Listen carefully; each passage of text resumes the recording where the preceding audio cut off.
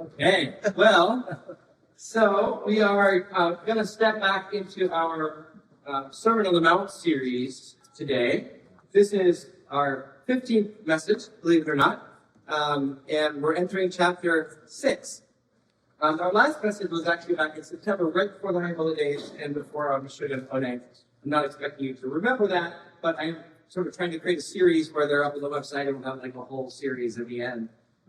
Even if it takes us several years. So let's just begin with a very quick review so we can frame where we are. Chapter 5 in the Sermon on the Mount is really built around 3 movements. Each one overturns world systems of power and pride, greed, and overturns them with radical values of Torah. Amy Jill Levine calls this the beginner's guide to the kingdom of heaven. That's the Sermon on the Mount.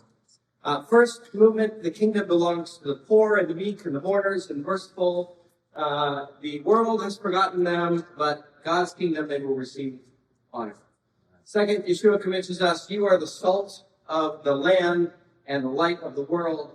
And then he proceeds to dismantle various abuses of Torah, calling for what we've been calling righteousness from the inside out, Torah from the inside out, ending with love even your enemies. And that's where we end up in chapter 6. Yeshua has drawn us into what real life with God, what really living out the Torah and its heart, living out the commandments means. And then we move to chapter 6, and Yeshua turns to the kavanah behind righteous actions. So the desires of our heart and how we orient our heart behind the acts of devotion that we do to one another and to God. Matthew 6:1 sets the topic. Beware of practicing your righteousness before others to be seen by them. Otherwise, you have no reward from your Father in heaven. Now, we spent the entire message on that one verse last time. Just in my review, we saw that the righteousness that Yeshua is talking about is not an abstract spiritual state of righteousness. It's an action grounded in the classic rabbinic triad, Torah, Avodah, and Gimilut Chasadim. Torah, living God's way, Avodah, worship, and Gimilut Chasadim is acts of loving kindness and compassion to one another. So the heart of these acts is the kavanah and the direction of our inner heart and our inner motivation behind doing these acts. And Yeshua's warning is simple. Don't seek applause, status, or advantage through these acts. Instead, seek God, who sees in secret. Who is your audience? Whose reward are you seeking? When our kavanah is directed toward God, our service to one another actually becomes service to Him. And our worship becomes true worship. And that's what we covered last time in a nutshell. Now, Yeshua gives 3 examples, 3 practical examples. Tzedakah, prayer, and fasting. And these are still central core pillars in Jewish life today, just like they were in the first century. So it's very practical to us as well. And what I want to do is take a deep dive into his first example, tzedakah. So we're in Matthew 6, verses 2 through 4. So whenever you do tzedakah, do not sound a shofar before you as the hypocrites do in the synagogues and on the streets, so that they will be glorified by men. Amen, I tell you, they have received their reward in full. But when you do tzedakah, do not let your left hand know what your right hand is doing, so that your tzedakah may be seen in secret, and your Father who sees in secret shall reward you. Tzedakah means righteousness, but in Jewish life, it usually refers to charity or acts of mercy. In the Stern translation, it uses tzedakah for both verses, but in the Greek, it makes it clear that Yeshua is actually talking about giving alms in this passage. So Yeshua gives a perfect example of the wrong way to give tzedakah, giving in order to be seen. And then he called this hypocrisy. Now notice his assumption, whenever you do tzedakah. So Yeshua is building on his earlier teaching in chapter 5:42, give to the one who asks of you, and do not turn away from the one who wants to borrow from you. We devoted an entire message to that passage as well. And in that context, Yeshua is calling his disciples to radical generosity, and it's framed around Roman occupation. Generosity wasn't only kindness, it was an act of resistance, protecting dignity. It was reclaiming freedom in the face of injustice. Turn the other cheek, walk the extra mile, give freely. Now, he highlights something deeper. Tzedakah is covenantal. So once in the land of Israel, Deuteronomy 15 commands us, you must surely open your hand to the poor and the needy, the poor brother. So Israel is freed from Egypt, therefore Israel must freely give. Generosity is a response to freedom. Now, this is sharply contrasted with the Greco-Roman world, where charitable giving was a way to gain honor and public status.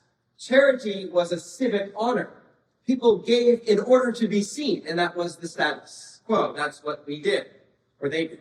But for Israel, tzedakah was never about honor. It was about, or honor by other people. It was about covenantal faithfulness, and faithfulness with God, and faithfulness with God's people. Proverbs teaches, whoever is gracious to the needy honors the Lord. And another proverb says, whoever is kind to the poor lends to the Lord. Yet in an honor and shame culture, self-promotion easily disguises itself as piety. Tzedakah became a stage to appear righteous and to display wealth. So what was meant to lift up the poor became a way to elevate oneself instead, flipped upside down. The Baal Shem Tov once told a story that captures this so well. He said, in hell, people sit at a banquet of food. Each has a 6-foot-long fork, too long to reach their own mouth, so they starve. In heaven, people sit around the same banquet, but here each person feeds the one across from them, and they're filled. Generosity is what turns the table of hunger into a table of blessing. It's what makes the kingdom of heaven visible on earth. Now, Yeshua says, I think he said this sort of with a smile, a little sarcasm, don't blow a shofar like the hypocrites, so that they may be glorified by men. Hypocrite means actor, someone performing righteousness rather than living it. The covenantal practice, which was meant to bless the poor, had become a tool for social climbing, to gain honor, to gain applause, to gain influence.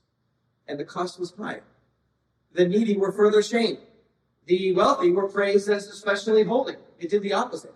And Yeshua, in this passage, is calling Israel back home, tzedakah as covenantal faithfulness, worship of God and love of one's neighbor. Now, Yeshua continues, when you do tzedakah, don't let your left hand know what your right hand is doing, so that your tzedakah may be in secret, and your Father who sees in secret shall reward you. He's using hyperbole. No one blew shofars before they gave, at least as far as we know in history. And hands don't act, independently from one another. I think what he's saying is there's a wise way and a foolish way to give. And in the ancient world, the right hand symbolized goodness and strength, and the left hand symbolized weakness or temptation. Actually, this was all the way up until the 1800s. They would tie people's left hand down so they learned to write with their right hand if they were, left-handed, because the left hand was of the devil. So again, this is carried, we know this isn't true, but this is a part of the world that they were in. And so perhaps Yeshua is saying, when you give with your right hand, when you give with good intention, don't let your left hand, your yetzer hara, your inclination to do evil, twist it into something self-serving. So when you give with this hand, be careful that you don't let that desire for applause or your reputation to slip in the back door. Now, we face the same temptations today. It's really interesting to think about donor lists and named buildings and endowed chairs. None of these things I think are inherently wrong. I don't think so, but they could be. And Yeshua asks us to examine why. Are we seeking honor and recognition for ourselves? Are we hoping to honor or preserve someone else's memory? That's a different intention.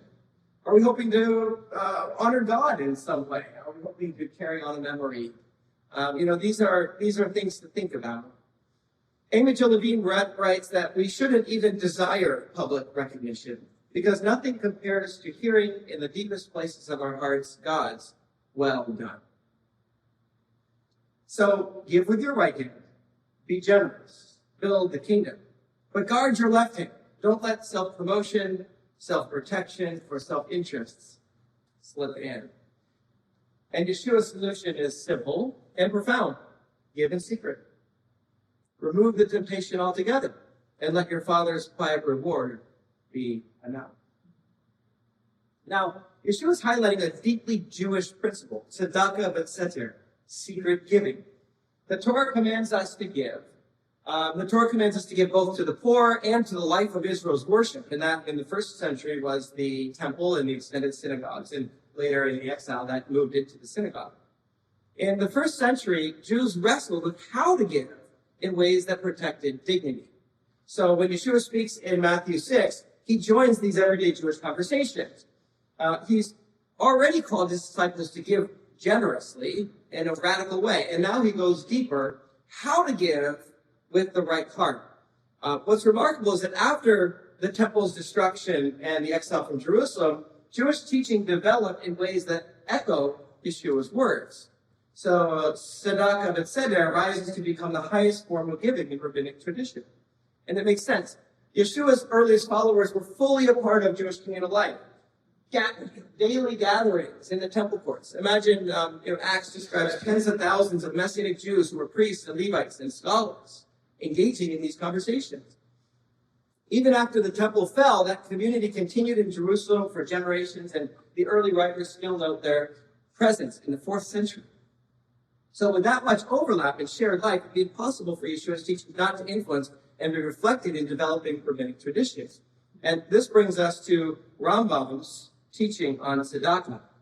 Now, Rabbi Moshe ben Maimon, or Maimonides, or Rambam is the acronym put together, lived in the 12th century.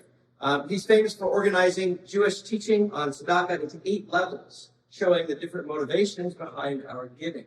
Now, before we unpack these levels, we need to understand that there are 2 kinds of generosity in Jewish thought that frame his approach. There's Torah, which is giving from the heart, moved by compassion. And then there is this category of tzedakah, which is giving because the Torah commands it, obligatory giving. Torah comes from Exodus. Pick up an offering from anyone whose heart compels him. And that verse says, hey, that's really the ideal, whose heart compels him. So this includes money, but also time and skills and presence and love. A willing heart is ideal, yet an obligatory giving is also essential. So tzedakah is considered justice, not emotion. Tzedakah is justice, not emotion. So rabbinic tradition later set guardrails on tzedakah. Giving under 10%, for example, was too little.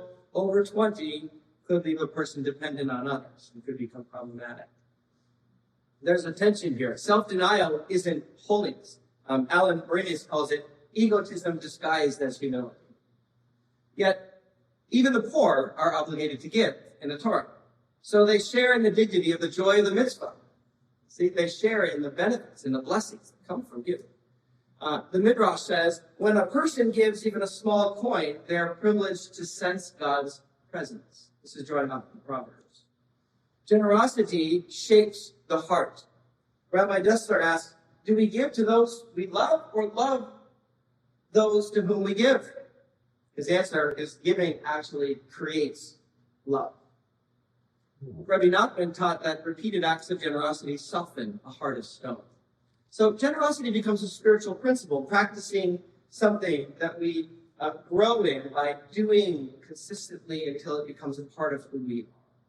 Now, Rambam starts at the bottom. Level 8, he goes 8 all the way to 1. 1 is the top. And level 8 is giving unwillingly, reluctant generosity. He calls it giving with a sour face in Hebrew. Now, we've all done this. Someone asks, and we give only because we feel pressured or embarrassed. The good news is someone's help. It's not a bad thing. It's better than not giving at all.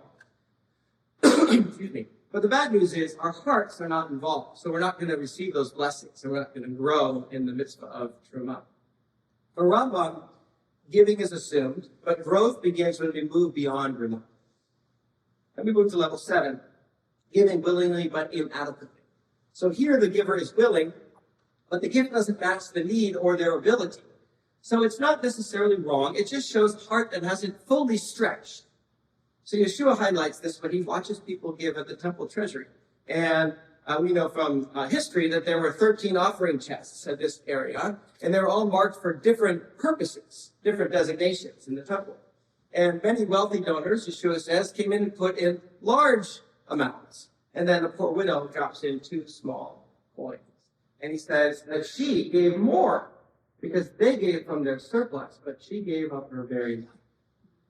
He honored the widow because of the measure of her heart above the measure of her gift. We rise above this level when we learn to trust God and we learn to stretch ourselves beyond our comfort level when we give. C.S. Lewis actually says we should give enough that we're uncomfortable. Level 6, give adequately, but only after being asked. Give adequately, but only after being asked. This level is generous and appropriate, but it's reactive. Someone has to ask you. Now, there's nothing wrong with responding to a request. Yeshua says, give to those who ask. But Rambam pushes us further. Generosity shouldn't rely on someone else's prompt. Deuteronomy says, the poor will always be with you, meaning we should always be setting something aside and looking for needs around us. A great example here is our Shabbat school kids. You know, they pursues, I think, initiative. They noticed a need in local food pantries this month and organized the collection and put the boxes there out in the foyer. And that's the spirit that moves us beyond this level. It's beautiful. Level 5 is giving before being asked. So now this is when you're actually giving before being asked. And here the giver notices a need. It's proactive compassion. This protects the dignity of someone who might not otherwise feel comfortable asking. A story from 2019 captures this well. A young mom in Target was quietly putting back items as she counted the costs. She didn't ask anyone for help. Another shopper noticed and walked over and said, I've been there. Let me get this for you. And she paid for the diapers and groceries before the mom could protest. Later, the mom said, I didn't even ask. She just saw me. That's level 5. Generosity sees what isn't said and acts quickly and protects dignity. Moving up, level 4, the recipient knows, but the giver does not know. So at this level, the one receiving help knows who gave, but the one who gave doesn't know whom they helped. So the classic rabbinic example that Rambam draws from this is some Talmudic stories where sages would tuck coins into their cloaks that they were given to give away. The rabbis were given money to give away to the poor. So they would tuck these coins into their cloaks and walk like this so that the poor could take the coins without him knowing who they were, to protect their identity. Now, Rabbi Abba even tossed coins behind him so he wouldn't know who picked them up. I don't know if that's a good model for us today, but a modern example is Jewish day school scholarships, for example. A family may receive help from the Goldberg Family Fund. Now, the Goldbergs never learn the names of the people they supported, but their generosity is known, and the recipient's dignity is protected. So we still do this today, just in different ways. This level recognizes that sometimes it's good for the recipient to know the giver, but the giver guards the relationship by not knowing who's benefited from the gift. Now, level 3 is the opposite. The giver knows, but the recipient does not. Here, the giver knows who they're helping, and they keep it secret. Their dignity is protected. There's no embarrassment. There's no indebtedness. The giver stays humble, and there's no place to receive praise or recognition because it's a secret gift. I found an interesting example from the 1970s, the Angel of West 46th Street in Manhattan. And in this story, true story, a quiet man slipped envelopes of cash into an apartment elevator in Manhattan for decades. He did it always at night at the same time, unsigned, just before the rent was due. And dozens of families avoided eviction because of this secret generosity. And then when his identity was revealed years later, a neighbor said, he never wanted us to feel ashamed. Isn't that beautiful? Practicing this level of generosity, I think, can be joyful and creative and fun. meeting needs anonymously, creating little miracles, letting God get the credit, and you just have to resist the urge to hint or brag about it afterwards to your friends. Otherwise, you'll get that reward and not the other reward, perhaps. So this is the heart of level 3, hidden generosity that protects dignity and leaves the reward in God's hand. In level 2 is when neither the giver nor the recipient knows. And this is complete tzedakah b'tzeder. In Judaism, it's considered like one of the purest forms of giving because it protects the dignity of both. And that's the highest value. Even Yeshua goes there, the highest value of dignity. So in the Second Temple, there was a special room called Lishkat Hashaim, the Chamber of Secrets. And people slipped in quietly to give. And those from higher status families who maybe still were struggling and were embarrassed to receive help could enter privately and take what they needed.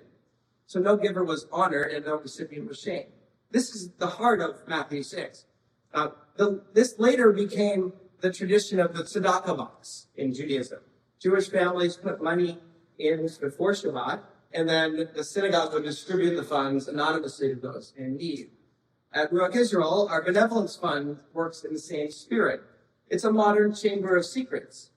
Gifts are given quietly through the budget or designated giving, and when needs arise, we protect the recipient's identity as much as possible. So typically, the only people that know about benevolence gifts would be myself, which is purely for pastoral reasons, just to be able to help, and then the finance director who needs to make the transaction. We keep it to that group in order to protect the identity of people. Now, of course, not all giving should be anonymous. Sometimes love requires showing up in person, bringing a meal to someone in the hospital, giving in a way that communicates relationship, love, and care. Sometimes an open gift will bring more dignity, and that makes it higher level, I think, in the level of priorities in the moment. Other times, public giving has a purpose too. Like when we as a congregation support various Israel relief funds. We want them to know that a Messianic Jewish community stands with them. And so that's part of the mission of the gift. And it's both. And that's good. The point isn't that there's only one right way to give. I think that's not what Maimonides is doing. It's that our kavanah matters, that our inner direction of our heart matters. Be willing, be intentional, elevate dignity, offer each gift as worship to God, not even only about the other person. And that's how we keep our left hand from knowing what the right hand is doing. And that's how we store up treasures, secret treasures in heaven. Now, the first level, the highest level for Rambam, goes one step further. And level 1 is helping someone to become self-sufficient. Rambam's highest level. So instead of offering temporarily, if we can, we want to help someone to build a sustainable life. So if you're in a position to do so, you hire them. That's like the highest level of charity. It's not always appropriate words. What about training or resources or finding opportunities to help someone to get a job, to be able to stand on their own? Amy Jill Levine points out the familiar saying, give a man a fish and he eats for a day, teach a man to fish and he eats for a lifetime. Perhaps it comes from Rambam. We're all offered jobs. The greatest generosity is empowering someone to thrive. Empowering someone to thrive. And this is exactly what Yeshua does with us. He doesn't just help in a moment of need. He transforms us. You see, follow me and I will make you fishers of men. He turns receivers into givers. He turns disciples into leaders. He turns the helped into helpers. And that's where he should be moving us in life. At its core, the highest level of tzedakah reflects Yeshua's teaching on the Sermon on the Mount. True generosity restores dignity, it restores agency, and it leads to freedom. There's a tractate in the Mishnah called the Tosefta. The Mishnah is one segment of Talmud, and it teaches that tzedakah and loving kindness stand at the heart of all commandments, and that turning our eyes away from someone in need is compared to idolatry. Tzedakah, it says, is measured not only by what we give, but by the intention behind it. So if a person intends to give but cannot, the intention is still rewarded. If someone encourages others to give and they then share in that merit, even comforting someone with kind words counts as tzedakah. What follows in this passage is remarkable. It's a parable about a king who ruled in Moonbaz. It says, there was once a king named Moonbaz who ruled during a terrible famine. As people starved, Moonbaz opened the royal treasuries and gave away his wealth to feed the hungry. He opened the vaults and gave everything away. His family was horrified. Your ancestors spent their lives storing up wealth, and you've given it all away. The king replied, my ancestors stored treasures on earth. I am storing treasures in heaven. Their treasure could be stolen. Mine is in God's hand. Their treasure sat idle. Mine bore fruit in righteousness. They stored money. I am storing souls. They stored for others to inherit. I am storing what I will inherit in the world to come. Isn't it amazing? 150 years earlier, Yeshua told us, do not store up treasures on earth where they will be stolen, but store up treasures in heaven.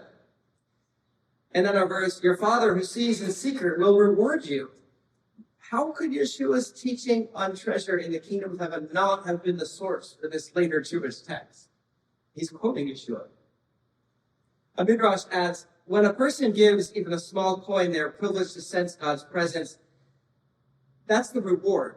The Greek word for reward, mistros, means wages. It's the return for labor. Yeshua is pointing us to the same reward that's promised to the righteous in the Torah. In Jewish eschatology, our reward isn't an escape to go somewhere else. It's the life of the world renewed when heaven and earth are united and God's kingdom fills all of creation.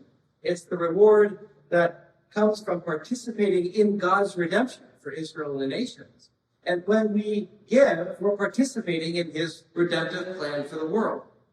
Sometimes that includes material blessings, sometimes not, but the reward is always treasure that's kept safe with God.